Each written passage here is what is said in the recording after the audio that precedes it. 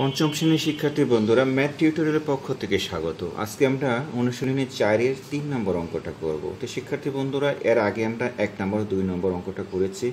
তো বন্ধুরা আগের ভিডিওটা দেখার অনুরোধ রইল এবং আমার চ্যানেলটা সাবস্ক্রাইব করো, লাইক দাও, শেয়ার করো। চলো শুরু করি। কি বলছে দেখো, যে বর্গাকৃতি কিছু কাগজ আছে যার একটি বাহুর দৈর্ঘ্য ক সেন্টিমিটার।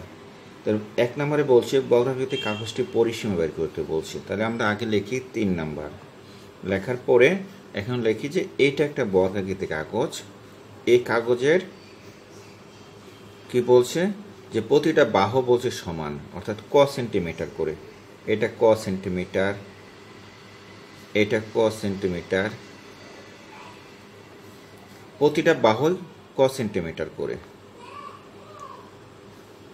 ক সেন্টিমিটার। এখন বলছে যে বর্গাকৃতি কাগজটি পরিসীমা বের করতে বলছি। অর্থাৎ যেহেতু বর্গাকৃতি কাগজের প্রতিটা বাহুই সমান, তাহলে আমাদের কি করতে হবে, এখানে বলে দিচ্ছে যে বর্গাকৃতি কাগজে একটি বাহুর দৈর্ঘ্য ক সেন্টিমিটার। আমরা লিখব, এখানে দেওয়া আছে, কি আছে দেওয়া, যে বর্গাকৃতি একটি কাগজের বর্গাকৃতি কাগজের একটি বাহুর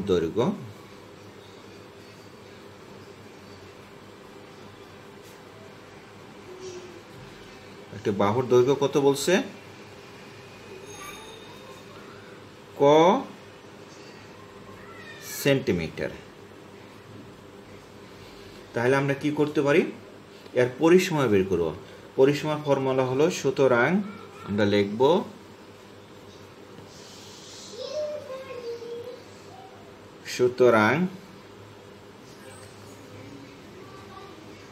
বর্গাকৃতি কাগজের পরিসীমা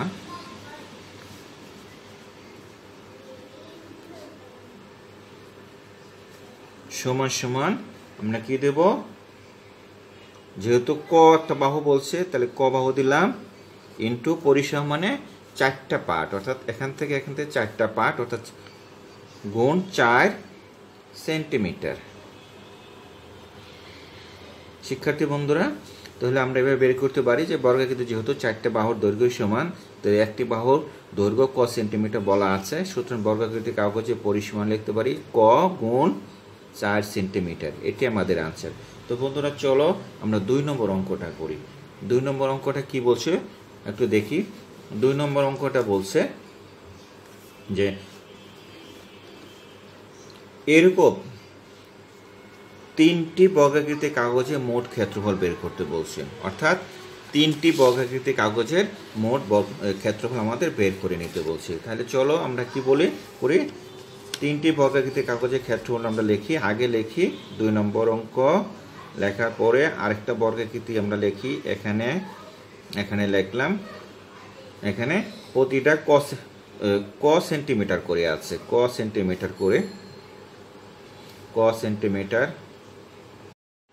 শিক্ষার্থী বন্ধুরা 3 নম্বরে 2 অঙ্কটা কি বলছে, এরকম 3টি বর্গাকৃতি কাগজের মোট ক্ষেত্রফল বের করতে বলছে। আগে আমরা একটা কাগজের পরিসীমা বের করছিলাম, এখন 3টা কাগজের ক্ষেত্রফল আমরা বের করতে বলছে। তাহলে বন্ধুরা চলো তো আমরা করি।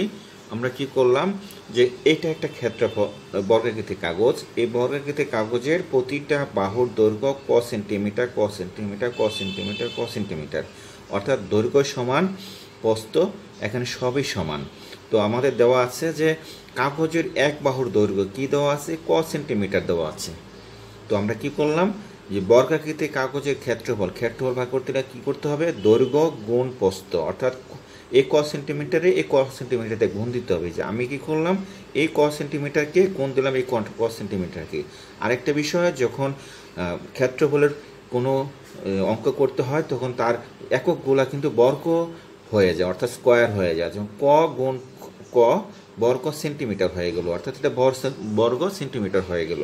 তাহলে আমরা কি করলাম, একটি কাগজের ক্ষেত্রফল আমরা বের করে ফেললাম। তো বন্ধুরা তারপর বলছি কি দেখো 3টি কাগজে বর্গাকৃতি কাগজে ক্ষেত্রফল বের করতে বলছে। তাহলে একটি যদি বের করতে পারি তাহলে আমরা কি করব, এই যে 3টি বর্গাকৃতি কাগজে ক্ষেত্রফল 3 গুণ ক গুণ ক বর্গ সেন্টিমিটার, অর্থাৎ এই 3টি কাগজের ক্ষেত্রফল আমরা এই 3 দিয়ে গুণ দিলে আমাদের বর্গ সেন্টিমিটার হয়ে চলে আসলো। ক গুণ ক গুণ ক বর্গ সেন্টিমিটার। শিক্ষার্থী বন্ধুরা এই অঙ্কগুলো আমরা এভাবে করতে পারি। তো বন্ধুরা চ্যানেলে অন্য ভিডিওগুলো দেখো, চলো আমরা পরে অঙ্কগুলো করি।